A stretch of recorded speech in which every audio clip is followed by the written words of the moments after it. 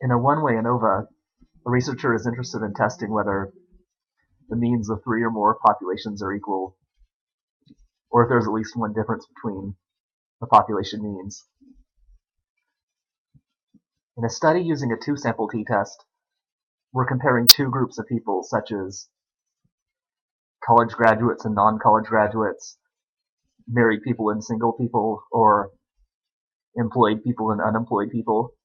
But sometimes a researcher, or often a researcher, is interested in comparing more than two groups of people.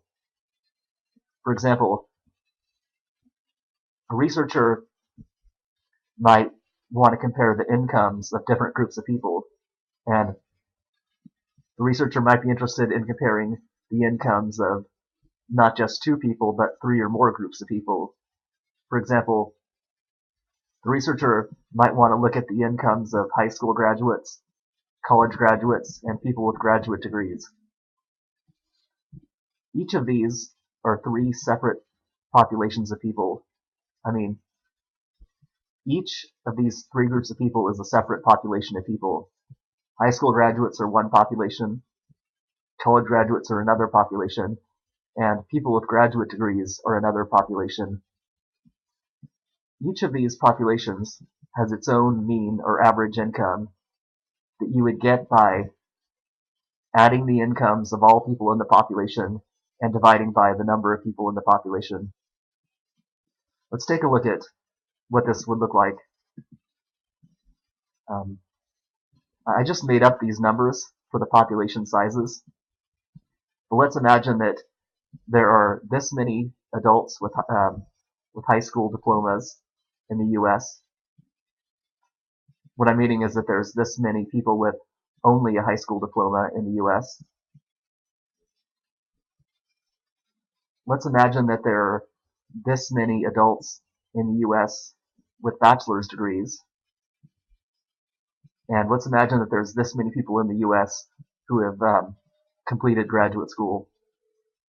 So we're just imagining that these are the sizes of the three populations. And the mean income of this population of high school graduates would be the total of the incomes of all members of this population divided by the number of people in that population. So if you divided this by this, you would get the mean of this population. You would get the mean income of this population, which we're calling population mean 1. Population mean 1 just means the mean of population 1. And population mean 1 has this symbol. It's mu1. Remember that this is actually a Greek symbol called mu. So mu1 is the mean of population 1. If you took the incomes of all of these people in population 2 and divided by the number of people in population 2, you would get the mean income of population 2. You would get the mean income of the college graduate population. And population mean 2, or the mean of population 2, has this symbol, mu2. If you took the incomes of all of these people in population 3, added them, and divided by the number of people in population 3, you would get the mean income of population 3, which we're calling population mean number 3. I forgot to put a 3 in here.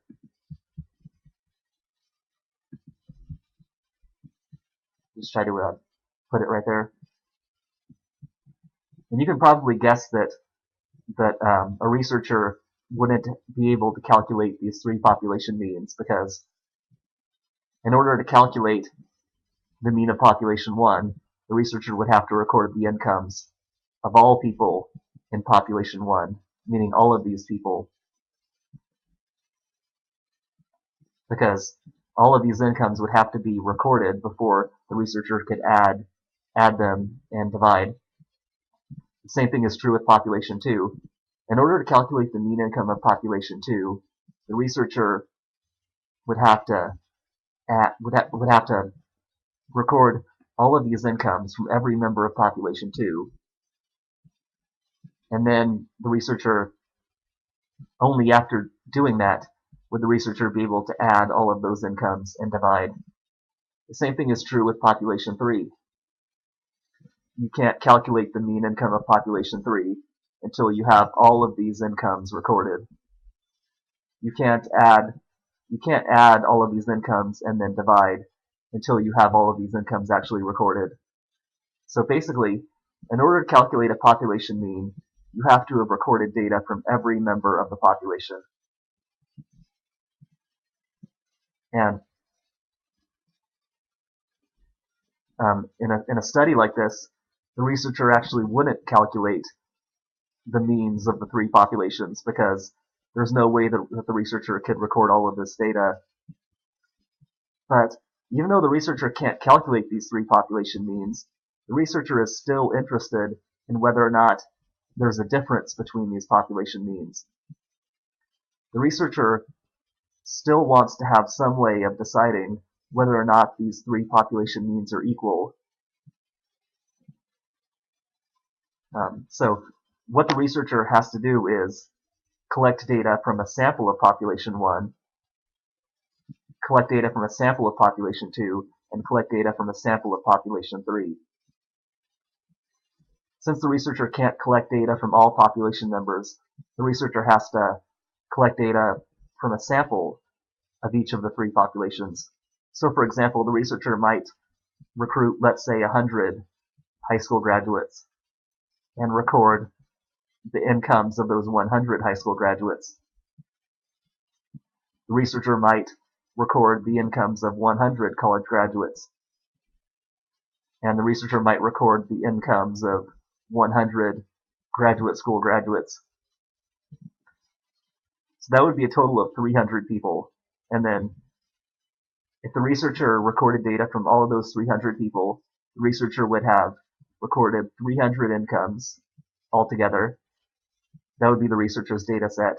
And then the researcher would use that data set to try to make a decision about whether these 3 population means appear to be equal or different. So the researcher is going to rely on the data that was recorded from the samples to make a decision about the 3 populations that the samples come from. And the whole point of this topic that we're getting into, which is called one-way ANOVA, is the steps that a researcher has to go through to be able to use that data that was recorded from the samples to make a decision about the populations that the samples come from. The process in which that decision is made is called one-way ANOVA. And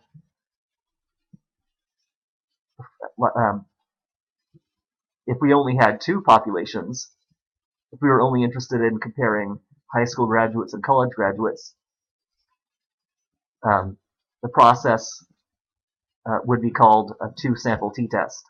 The process of making the decision in that case would be called a 2-sample t-test because we're trying to make a decision about 2 populations only. It's when you're interested in looking at more than 2 populations, meaning 3 or more populations, that's when the procedure or the process becomes called a one-way ANOVA. So overall, a 2-sample t-test is when you're comparing 2 populations only, comparing the means of 2 populations. A one-way ANOVA is when you're comparing the means of 3 or more populations. And in a one-way ANOVA, or in a study that uses a one-way ANOVA, your null hypothesis, your HO, says that all population means are equal. Meaning, the null hypothesis says that across all of the populations that you're interested in, all populations have equal means. So if I'm interested in the incomes of these 3 populations of people, the null hypothesis of my study would say that all 3 of these populations have equal means, meaning the mean income of population 1, the mean income of population 2, and the mean income of population 3 are all the same number. That's my null hypothesis. Remember that the null hypothesis is the absence of something. So in this type of study, the null hypothesis is the possibility that there are absolutely no differences between the means of any of your populations. Each one, the alternative hypothesis, is the opposite of the null hypothesis. In this type of study, the alternative hypothesis says that there is at least one difference between the means of your populations. In other words, it says that there's at least one difference between at least two of your populations.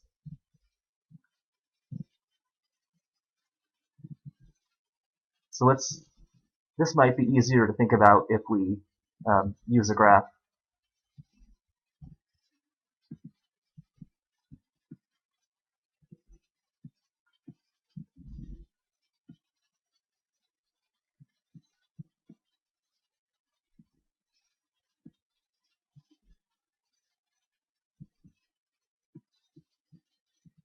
The null hypothesis says that all three population means are equal. So you can think of it as a flat line like this.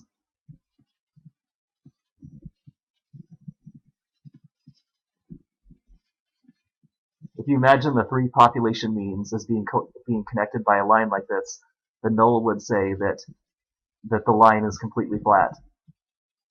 So this is HO because if all three population means are equal, the line connecting them is completely flat. And I'm not saying that this is a line that we're actually going to be creating in an actual graph. I'm just asking you to imagine sort of this as just being a concept or a way to visualize the idea of all three population means being equal.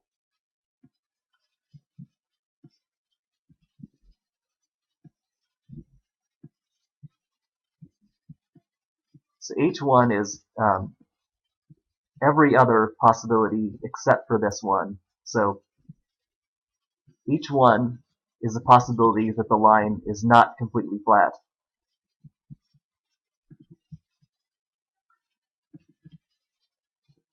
Each one is a possibility that there's at least one bend in here somewhere.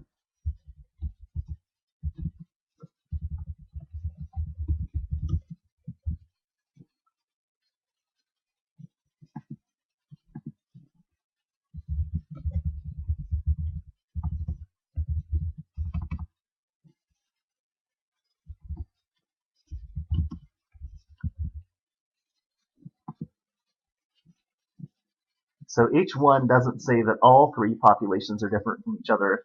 It just says that at least two of the populations are different from each other, and they are not all equal.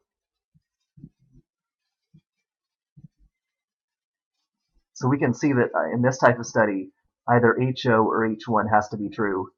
It has to be one or the other because either all population means are equal or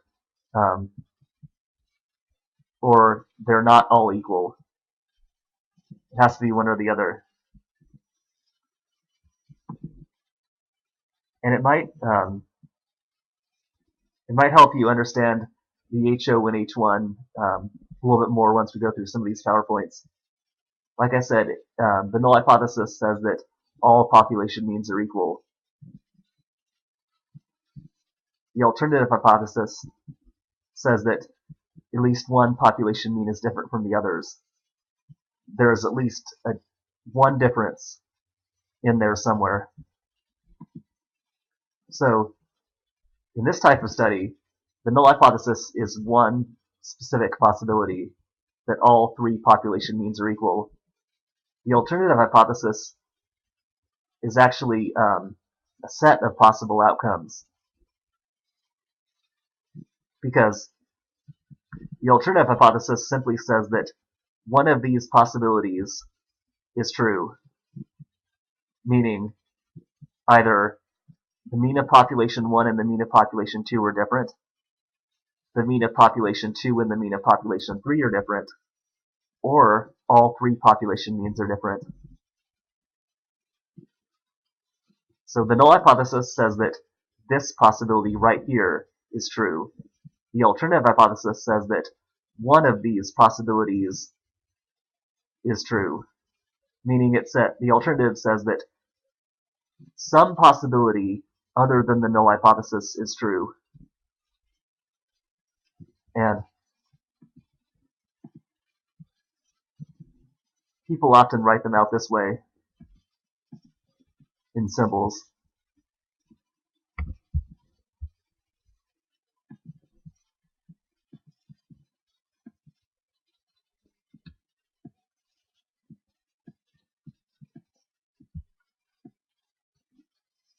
If we're dealing with three populations, the null would say that the mean of population 1, the mean of population 2, and the mean of population 3 are all equal.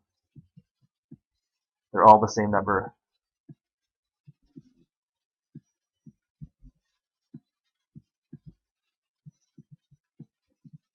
H1 would say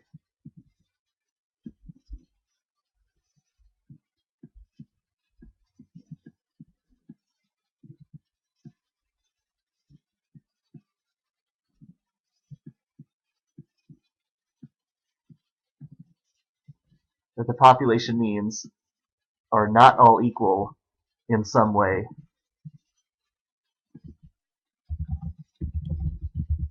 Meaning the population means are different from each other in some way. And we saw what the different ways are. These are the three different ways that the populations could be different from each other.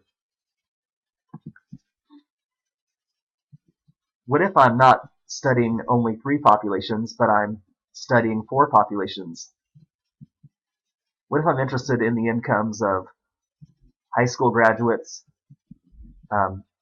college graduates, people with master's degrees, and people with PhDs? If I'm studying four populations, my null hypothesis still says that all population means are equal. So in my example, it would be that the mean income of high school graduates, college graduates, people with master's degrees, and people with PhDs are all equal. So the null hypothesis would say that basically that income doesn't increase when you get more education. That's what the null hypothesis would say, because if all of those population means are equal, that pretty much means that that all four of those populations are making the same amount of money on average. The alternative hypothesis would say that one of these possibilities other than the null hypothesis is true, meaning there's at least some difference somewhere between the means of these populations. They're not all equal to each other.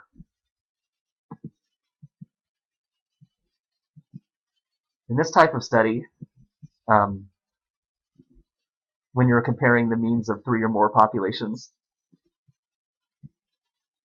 you have to collect data from a sample of each population that you're interested in. And you also calculate the mean of each of your samples. So for example, if I'm interested in three populations, such as high school graduates, college graduates, and people who went to graduate school, then I would have to recruit a sample of high school graduates, a sample of college graduates, and a sample of graduate school graduates to collect data from. I said before that I might record the incomes of 100 of each population. And in this type of study, you need to calculate the mean of each of your samples. I said that you don't calculate the population means because you don't have data, you don't have enough data to calculate them, but you can calculate the means of your samples. For example, if I record the incomes of 100 high school graduates, I could add those 100 incomes, divide by 100, and I would get the mean of my high school graduate sample. Also over here, if I recorded the incomes of 100 college graduates, I could add those 100 incomes, divide by 100, and get the mean of my college graduate sample. In the same way, I could get the mean of my graduate school sample. So in my data set, I would calculate the mean of sample 1, the mean of sample 2, and the mean of sample 3.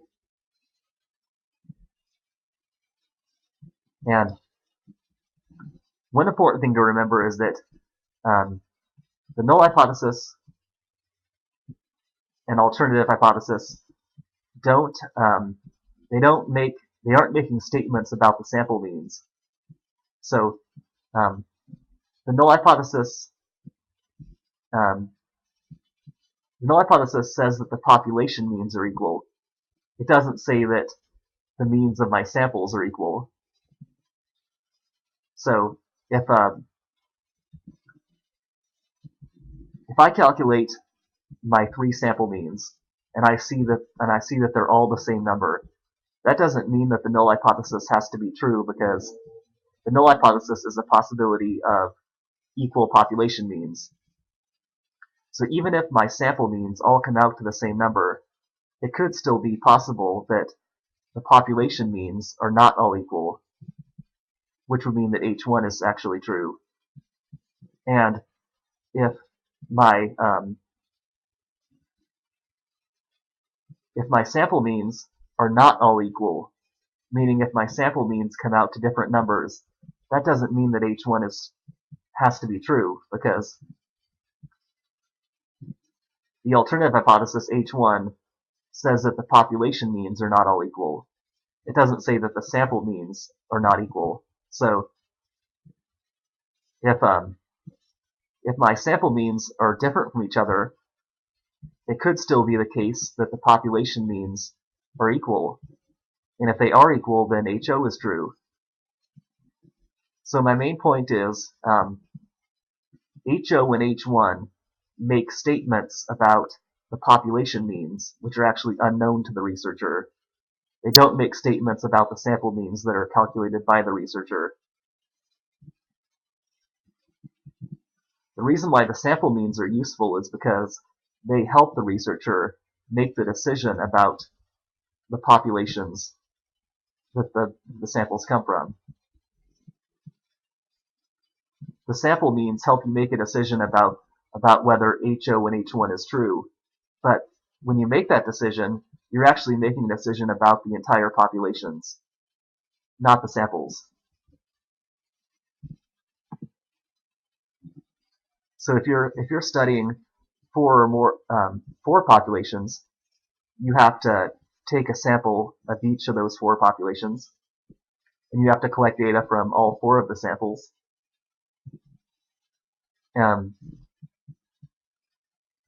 So I've been using this word one-way ANOVA, and the word one-way ANOVA is actually the term for the statistical calculations that are performed on the data that are recorded in this type of study, in which you're comparing the means of 3 or more populations. And when you do the statistical calculations that are involved in a one-way ANOVA, you calculate something called an EPSCoR. And the EPSCoR shows the amount of evidence that the data is showing against the null hypothesis. So when you look at the data that you recorded from your samples, what you're wondering is this data suggesting that the null hypothesis should be rejected? And the EPSCoR is a way of measuring the extent to which the data is suggesting that the null should be rejected. So, like I said, the EPSCoR is a measure of how much evidence the data is showing against the null hypothesis. When the EPSCoR is higher, it means that the data is showing stronger evidence against your null hypothesis.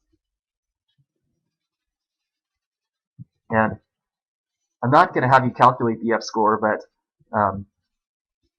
I'm just going to help you get an idea of what the EPSCoR is about. I want you to understand the concept of the EPSCoR. What the EPSCoR is a ratio or a fraction of the amount of spread between the sample means and the amount of spread inside of each sample. So the EPSCoR is actually two separate formulas. It's a fraction with one formula on the top of the fraction and another formula on the bottom of the fraction. The formula on the top of the fraction measures the amount of spread between the sample means, and the formula on the bottom of the fraction measures the amount of spread within each sample. So we need to, since I said that the top of the formula measures between groups variance and the bottom of the formula measures within groups variance, we have to understand what these two concepts mean. So let's look at an example to help us understand those concepts. Between groups variance is just the amount of spread between all of the sample means. When the sample means are more spread out, then between groups variance is higher. Within groups variance is the amount of spread between the data values inside of each sample. So when the data values inside the same sample are more spread out, within groups variance is higher. Let's look at some examples of some different data sets with different amounts of between groups variance and different amounts of within groups variance. This data set right here has high between groups variance and low within groups variance. The reason why is because notice how the sample means are pretty far apart from each other. Well, when you add these three numbers and divide by 3, you get this sample mean. When you add these three numbers and divide by 3, you get this sample mean. And the same thing over here. When you add these three numbers and divide by 3, you get this sample mean. So these are just the means of the three samples. And we can see that the three sample means are pretty far apart from each other. They go from 22 to 86, and they're about, these are about 30 apart from each other, and these are about 30 apart from each other. So since the sample means are spread out pretty far from each other, between groups variance is high. Basically, when the sample means are close together, that's low between groups variance.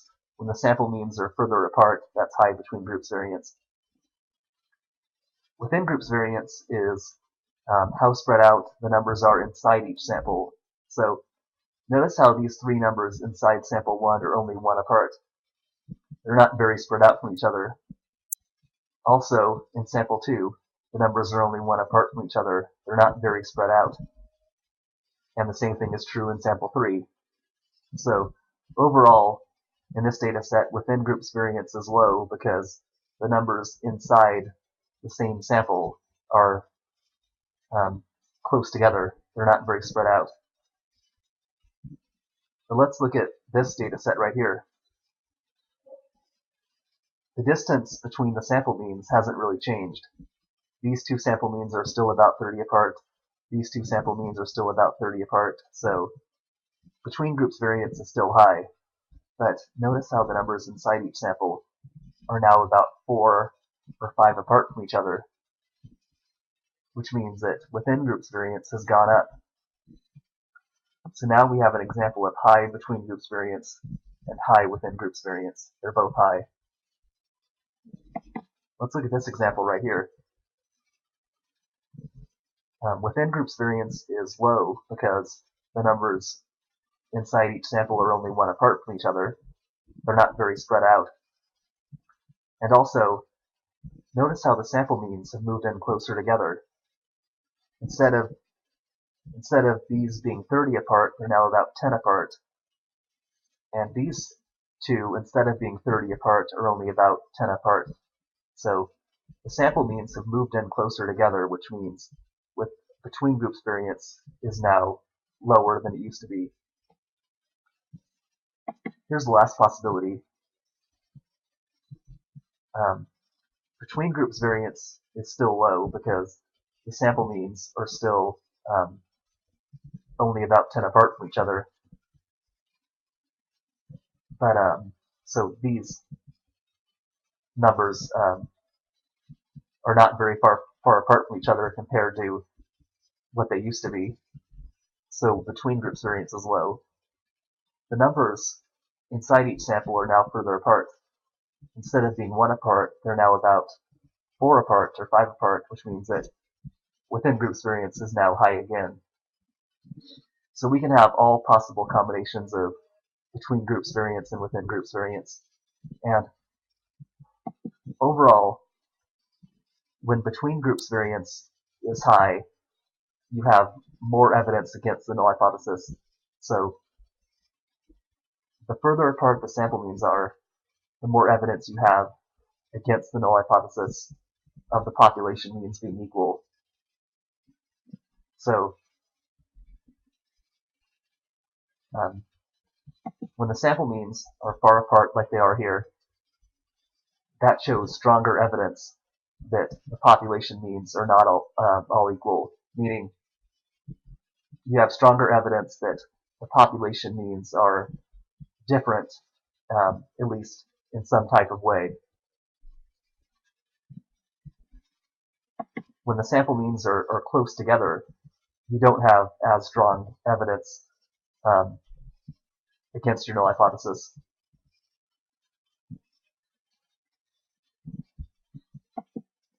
So overall, as between groups variance goes up, you have more evidence against HO and more support for H1. Now, when within groups variance goes up, it weakens your evidence against HO. So as when our within groups variance goes up from here up to here, our evidence against HO has just gotten weaker. Meaning, when we go from this to this, and within groups variance has gone up, our evidence against HO is not as strong as it used to be. So in this type of study, the researcher's goal is typically to reject the null hypothesis. The researcher wants to be able to reject the possibility that the population means are equal and conclude that the population means are different in some type of way. The researcher wants to be able to reject HO and support H1. And what the researcher needs in order to do that is for between groups variance to be as high as possible and for within groups variance to be low, or as low as possible. That would be the best possible situation. Because if you want to reject HO and support H1, in order to do that, you need to have high between groups variance and low within groups variance. And the EPSCoR goes up with higher between groups variance and goes down with higher within groups variance, because the EPSCoR is a fraction. Remember, it's a fraction with between groups variance on top and within groups variance on the bottom. And when the top of the fraction, let's go back to this. When the top of the fraction gets larger, when between groups variance gets larger, the EPSCoR gets bigger. When the bottom of the fraction gets bigger, then the bottom of the fraction is larger, which means the EPSCoR goes down.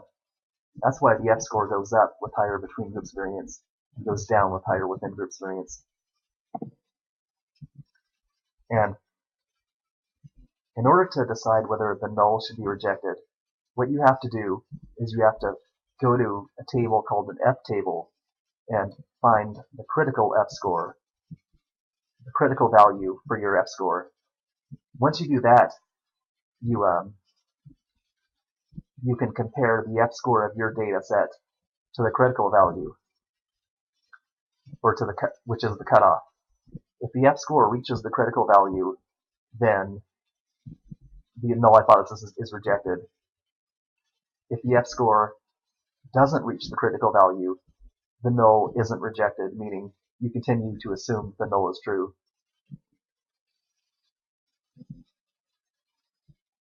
And if the EPSCoR is exactly equal to the critical value, then that would also mean that the null is rejected. So we can look at it this way.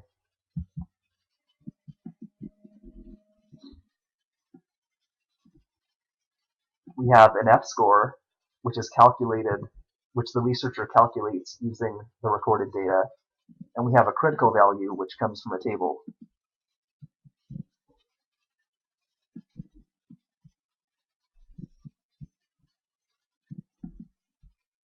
So imagine that this is a number line for the EPSCoR.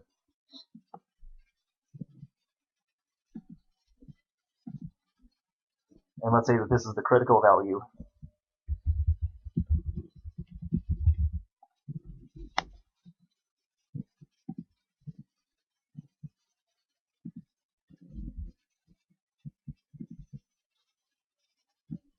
All possible outcomes, meaning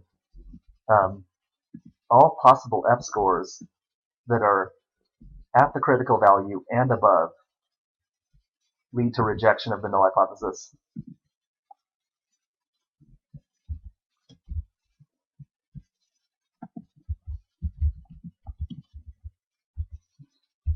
All EPSCoRs below the critical value lead you to not reject the null, which means you fail to reject the null.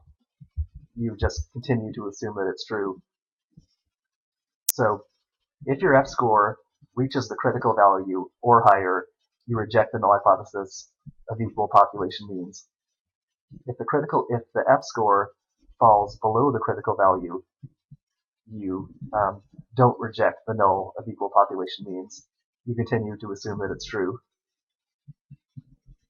So you have to calculate your EPSCoR with your data set, and you have to find out where your EPSCoR falls along this number line. And if it lands in this area, you make one conclusion. If it lands in this area, you make the other conclusion. And unlike the t-score, the EPSCoR can only be 0 or a positive number, meaning there's no negative values with an EPSCoR.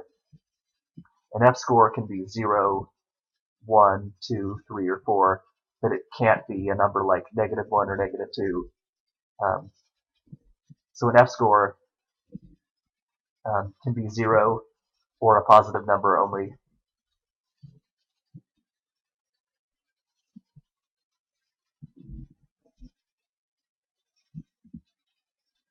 If the EPSCoR, let's say that, well, I said that the lowest possible EPSCoR is 0.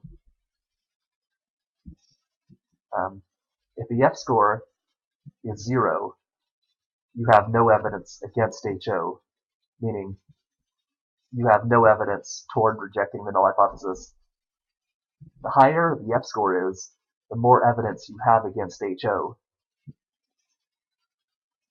And when we go up toward the critical value, we're getting stronger and stronger evidence against HO. But once the EPSCoR hits the critical value, that's when we have enough evidence against HO to actually reject it. If the EPSCoR falls below the critical value, there's simply not enough evidence to reject HO. And there's also the concept of a p-value in this test, but We won't get into the p-value in this video. I'll just discuss it in class. Or maybe I could discuss it quickly here.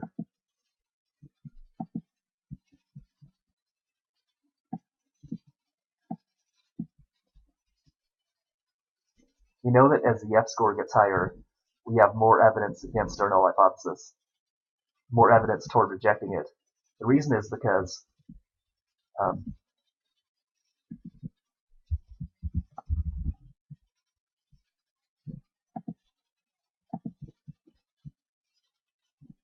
larger EPSCoRs are less likely when HO is true. So in a situation in which the means of the populations are equal, you're likely to get a lower EPSCoR near zero, and you're less and less likely to get higher EPSCoRs. So when HO is true, and the populations that you're studying do have equal means, larger and larger EPSCoRs are less and less likely to be found by the researcher. Basically, that's because when the population means are equal, then the sample means are likely to be close together. They're likely to be not too far apart from each other. And if the sample means are close, meaning close to each other, then the EPSCoR ends up being a small number and not closer to zero. So overall, when the null is true and the population means are equal, the sample means are likely to be close together, meaning when the population means are equal, the sample means are likely to be close to equal, meaning at least similar to each other, and because of that, the EPSCoR is likely to be small. So that's why larger EPSCoRs are less and less likely when HO is true. And there's actually a curve that goes above the EPSCoR number line, and it follows a certain equation, and it's called an F distribution. I'm not drawing it exactly, but it follows a shape that's skewed to the right like this. This is actually a pretty bad drawing, but I'll show you a better drawing later.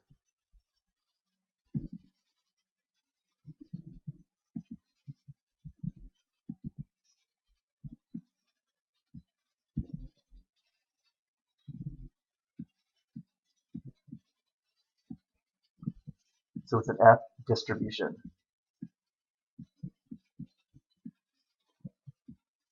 And the easiest way to think about this is to imagine that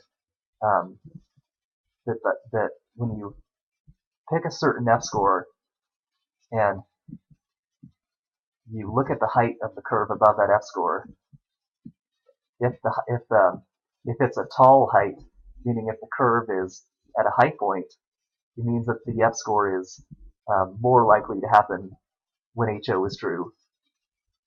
If the curve is at a lower point, like it is here, it means that that EPSCoR is less likely to be found when HO is true. So the height of the curve just represents or stands for how likely that EPSCoR is to be found when HO is true. When the curve is taller, it's more likely, and when the curve is lower, it's less likely. So we can see that as the EPSCoRs get less and less likely to happen when HO is true, the curve gets shorter and shorter. And what this curve allows you to do is, well, a computer using advanced math can calculate the fraction of the curve between, the fraction of area between two points on the number line. For example,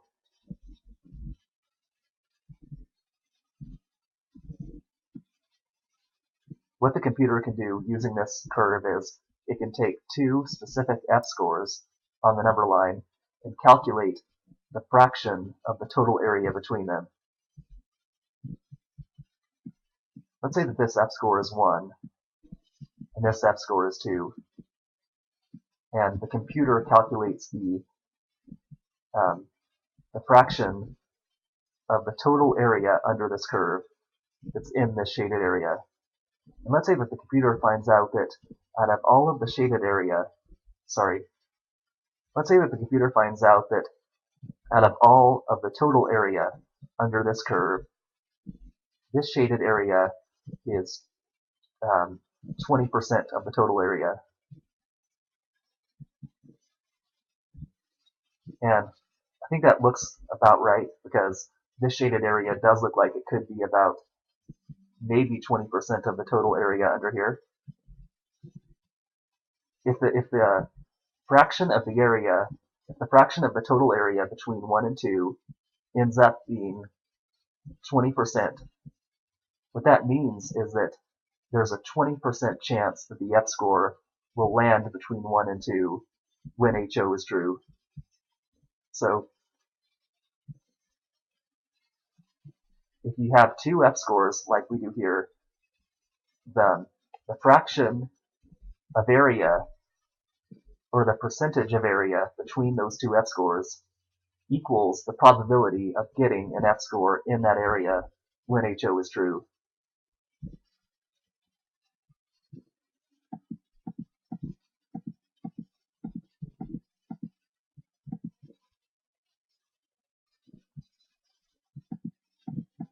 So maybe we could do one more example.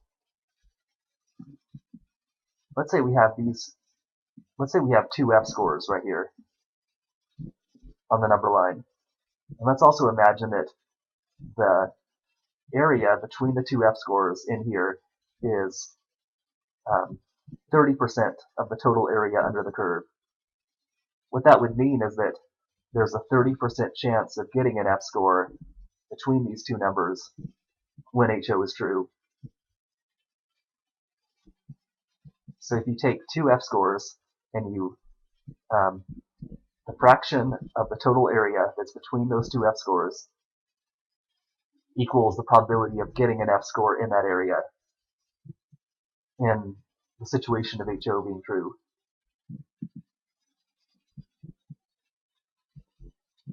And the critical value typically has 5% of the total area to the right of it in a F distribution. So the critical EPSCoR,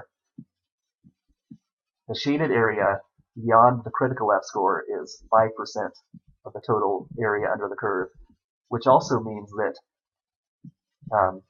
in a study in which HO is true and the population means are equal, there's a 5% chance of getting an EPSCoR somewhere equal to or beyond the critical value. Meaning, in a study in which HO is true, there's a 5% chance that the EPSCoR will land at the critical value or above, out here somewhere, which isn't a very high chance.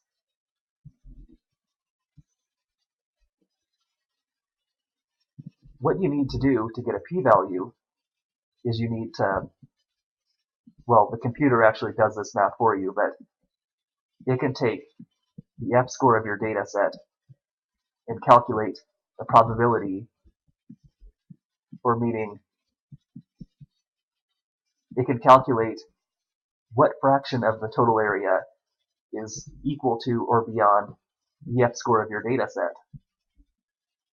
So let's imagine that my EPSCoR does not reach the critical value. It's below the critical value. I have the computer calculate the fraction of the total area starting at my EPSCoR and beyond it toward the right.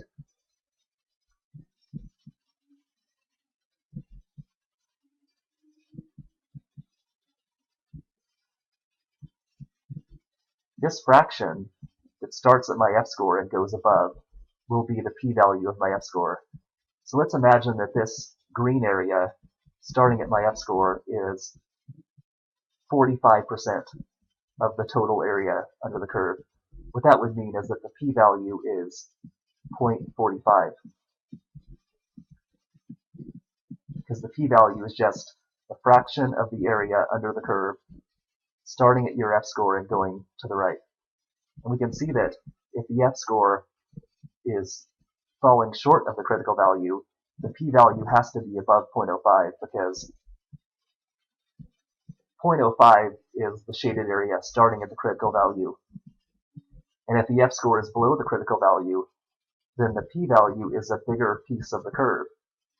It's a bigger piece of the curve than the rejection area is. So if this area is 0.05, then the total green area in here has to be bigger than 0.05. Because remember that the green area overlaps. It goes all the way. The p-value starts at the EPSCoR and goes all the way to the end. What if the EPSCoR lands right at the critical value? What if my EPSCoR lands right here? Well then, the p-value would be the total area starting at my EPSCoR and beyond. And if it's right at the if the EPSCoR is right at the critical value, then 5% of the curve is beyond my EPSCoR, so the p-value would be exactly 0.05. But what if the EPSCoR lands past the critical value? What if it lands right here? Well then, the p-value would be the fraction of the curve starting at this point, at your EPSCoR, and going beyond. It would be this small area in here. And we can see that that area would be smaller than the 0.05 area, because the 0.05 area starts at the critical value and goes beyond. Everything equal to or beyond the critical value is 0.05, 5% of the curve. If the EPSCoR is past the critical value right here, then this area, starting at the EPSCoR, has to be smaller than the 0.05 rejection area, because it's a smaller piece. For example, if I put it in red, if I made the p-value the red area, starting at the EPSCoR, the red area is obviously smaller than the 0.05 black area, which means the p-value is less than 0.05. So if your EPSCoR fails to reach the critical value, if your EPSCoR is below the critical value, p is above 0.05. If the EPSCoR lands right at the critical value, p is equal to 0.05. And if the EPSCoR lands beyond the critical value, p is less than 0.05. So that's why whenever the EPSCoR lands at the critical value or beyond, and you reject the null hypothesis, it means that your p-value has to be 0.05 or less.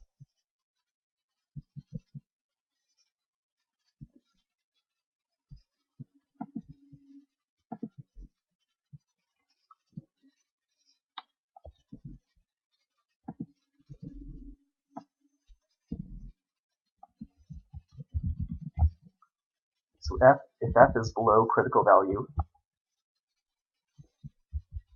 then p is above 0.05.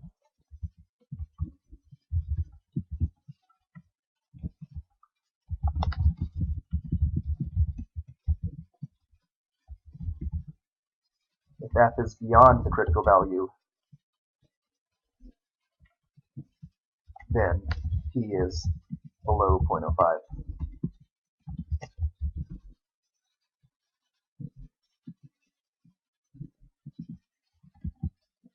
This is fail to reject.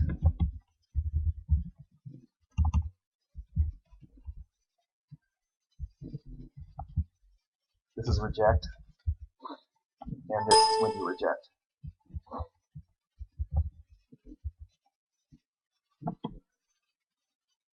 There's actually two different ways to do the test. One way is to calculate the EPSCoR and then look up the critical value in the table and compare them with each other to see if the EPSCoR reached the critical value.